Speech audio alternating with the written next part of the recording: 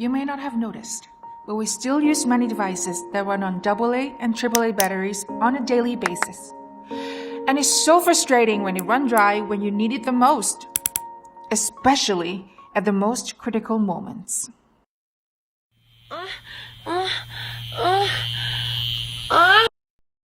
Oh shit.